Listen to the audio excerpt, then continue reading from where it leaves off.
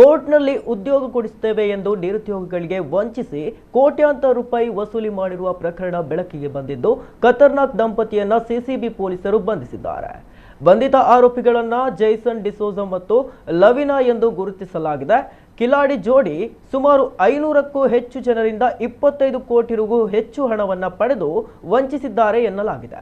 ಸರ್ಕಾರಿ ಉದ್ಯೋಗದ ಆಮಿಷ ತೋರಿಸಿ ಕೋರ್ಟ್ನಲ್ಲಿ ಡಿ ಗ್ರೂಪ್ ಕೆಲಸ ಕೊಡಿಸುವುದಾಗಿ ಒಬ್ಬೊಬ್ಬರಿಂದ 10 ರಿಂದ 25 ಲಕ್ಷ ರೂವರೆಗೆ ಹಣ ಪಡೆದು ಮೋಸ ಮಾಡಿದ್ದಲ್ಲದೆ ನ್ಯಾಯಾಧೀಶರ ಸಹಿಯನ್ನ ನಕಲು ಮಾಡಿ ಕೃತಕ ಆದೇಶ ಪತ್ರ ತರಿಸುವಲ್ಲಿಯೂ ಯಶಸ್ವಿಯಾಗಿದ್ದರು. ಇನ್ನು ಕೆಲಸದ ಬಗ್ಗೆ ಕೇಳಿದ್ರೆ ಬೇಗನೆ ನೇಮಕವಾಗ್ತೀರಾ ಎಂದು ಹೇಳಿ ಸಮಯ ಕಳೆಯುತ್ತಿದ್ರು.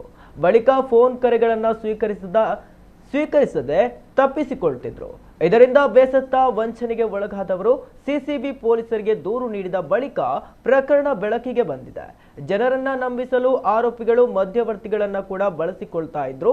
ಖಾಸಗಿ ಹೋಟೆಲ್ಗೆ ದಾಖಲೆ ಪರಿಶೀಲನೆ ನೆಪದಲ್ಲಿ ಕರೆಸಿ ನಕಲಿ ಆಫರ್ ಲೆಟರ್ ತೋರಿಸಿ ಮತ್ತಷ್ಟು ಜನರನ್ನ ಸೆಳೆತಾ ಇದ್ರು.